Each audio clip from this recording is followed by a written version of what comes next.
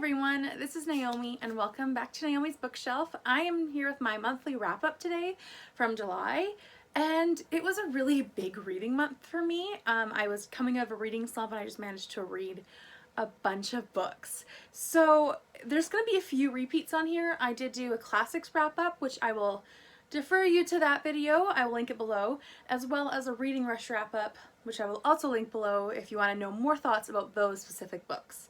So, I read 20 books this month. I read a total of 5,881 pages in the month, and that rounded out to 190 pages a day. So I participated in 5 readathons this month, which was kind of crazy. I felt like an organization madness moment because I needed to actually organize all of my reading schedules, but I managed to do it. So we're going to go through the books and I'll tell you what they applied for in different reading challenges and readathons. So the first book that I read this month was The Last Lecture by Randy Pausch, I think is how you pronounce his last name. And it was for the Book Junkie Trials to read a tearjerker, because I definitely wept through that one. Yeah, tearjerker. I definitely cried and sobbed my eyes out. I listened to the audiobook of it and it was so wonderful. I just couldn't believe how impactful it was. It's about this, it's a true story, and this man who was a professor, and he was diagnosed with stage 4 cancer, I want to say, but because he wasn't dead yet, and at the university where he taught, I think it was Princeton, they offered a last lecture kind of thing where it was changed the name, but basically the professor's last chance to give a lecture or one of their last speeches there as the professor of that school. So he was offered that, and so he basically wrote this book off of what he did for his lecture, and it was very powerful, very sad, and you can just tell the family and like his life story and what's important to him and what he wants his kids to learn about or like know about him and realize about him, because they were very young when he died. So he died shortly after the book was published, but it was very good. I really recommend the audio. The next book that I read was Phantom of the Opera, and I talked about it more in my classics wrap-up. Basically, it is about an opera house in Paris where there's this ghost who's haunting it basically, and everyone's like the ghost of the opera, which is the Phantom of the Opera, and he becomes obsessed with one of the chorus girls, and things get crazy from there. Really recommend. It was definitely a horror classic, and I didn't expect that, but it was very good. So I'll direct you to my classics wrap-up if you want to hear more of my thoughts about this. For the Book Junkie Trials, this was my first stop, so a book with a hint of romance. For the Medieval-a-thon, it was a book that was read under the dust jacket. The book that I read was New Boy by Tracy Cavalier, and it's an Othello retelling set in like 5th grade in like Washington, D.C. And I've got to say I didn't love it. It was interesting, but it was good. It was just not my cup of tea or not what I was hoping for, and not really my ideal story either. But I did really enjoy the migraine representation or the headache representation. I'm a sufferer of migraines and daily chronic ones where I always have one no matter what the weather's like, no matter what my life is like, I always have a headache. So to see it represented in a character in the book was really good, and I really enjoyed that. Even though my experience is different than hers was, I still could recognize it, and I really appreciated that it was there, because not a lot of books have that. So I don't know, I don't really want to go too much into it because I don't really know the Othello original, and I don't really know how much it was related, but it wasn't my favorite. I gave it 3 stars, but it was good. It was just not dragging me in all the time, if you know what I mean. In regards to readathons, it was my random pick from my Goodreads list, as I got it from the library, and it is my random book for the Book Junkie Trials, as well as for a Step Right Up-a-thon, as I did roll the dice and it landed on pick a book from your TBR, so it worked. The next book that I read was A Monster Calls by Patrick Ness. So this one was very sad. It was my one for illustrations for Step Right Up-a-thon. This also counted for atmospheric or horror, as it was very atmospheric, and I just like sat down and I read the whole thing. It does have tons of illustrations. I don't know how well you can see or if you've seen a copy of this before. There's one page, which is kind of towards the end, so I don't read any of the words. But here's another one, and another one. So it's a story about this boy whose mom has cancer, and he basically feels like this monster comes to life from the tree, and it comes in. He's like, I'm gonna tell you 3 stories. And so this book is about him telling stories and the boy learning something about life or about morals or whatnot through these stories, and it was very, very good. From my understanding, the inspiration came from a girl named Siobhan Dodd, who passed away from cancer. But she gave Patrick Ness the idea, not Siobhan, Siobhan Dodd, who gave the inspiration to Patrick Ness, who she wrote the general idea and he made it into a book. So really, really good. Didn't expect it, and it did make me cry too. It was what everyone said and more. So the next book that I read in the month was Hawaii's Story by Hawaii's Queen. I talked about this on my classics wrap up as well, and it was very, very good. So this was my book for the Book Junkie Trials for my political book or war book. It was also my book for the Medievalathon, which is to read a book with a fight for the throne as she's trying to fight back her throne or get her throne back. And then as well as the Step Right Up-a-thon, it was my book about royalty, as she is Hawaii's queen. Yeah, really recommend. It was definitely not an easy read though, if that makes sense. The next book I read was Sense and Sensibility, which my classics wrap up as well. And this one was my reread, so it was my Book Junkie Trial reread book. And it was very good. I really enjoyed it, and I listened to it on audio with Rosamund Pike narrating. Sense and Sensibility also counted for the Step Right Up-a-thon as a classic book that I read during that time. The next one I read was a library book, and it was by Michael Odeje? I don't know how to pronounce that, so I'm very sorry. And it was Warlight. I really didn't like this one. It was, like, it wasn't awful, but I definitely was like, what's the point of me reading this? It didn't feel like the plot went anywhere, and anytime you started getting somewhat interested in the plot, it changed and you didn't care anymore. I just didn't like it, and I struggled my way through it. I only read it for book club. I probably would have DNF'd it otherwise, but I read it. It was post World War II in a way, kind of Cold War, and it was about this boy and his sister trying to survive when their parents both abandoned them, basically. And I don't know what else to talk about that, because it was very interesting but very boring at the same time. Like, the content could have been way better, I feel like.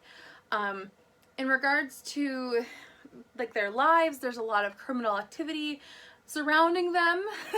There's a lot of different perceptions that's going on, and it was just a weird book to read, and I didn't like it. It was weird in a not so great way for me. So Warlight counted as my book for Medievalathon, which is shiny cover, as it was a library book, so it had the film on it.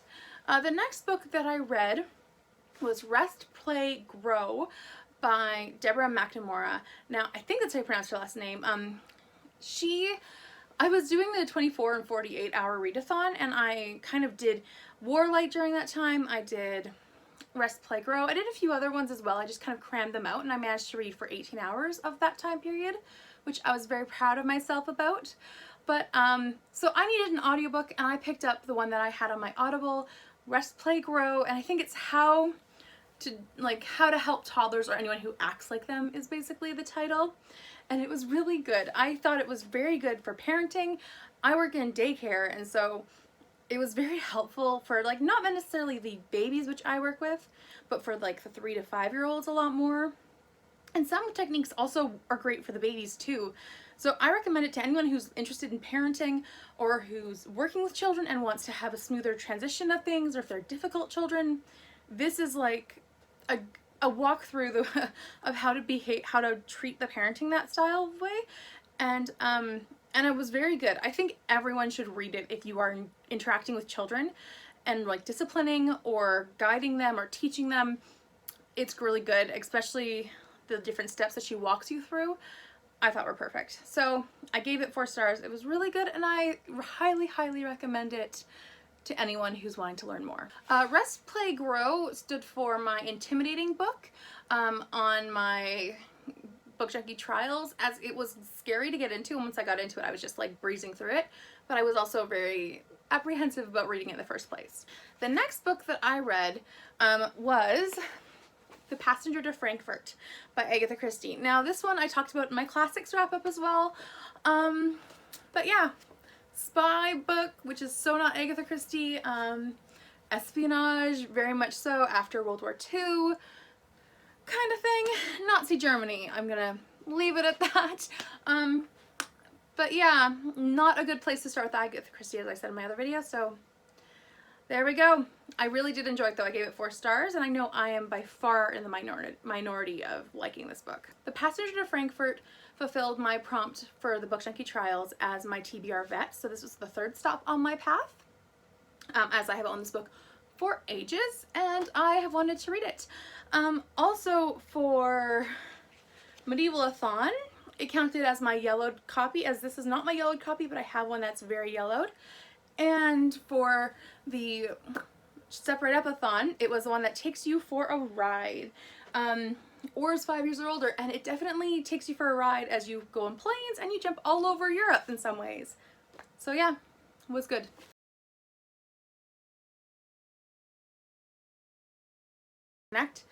I'm not going to get into it all again, but basically I think I gave it 3 stars, probably 2.5, but you know, I don't do half stars. So this was only for the Book Junkie Trials, for my gritty or gruesome book, as I think you can understand why if you have read the book.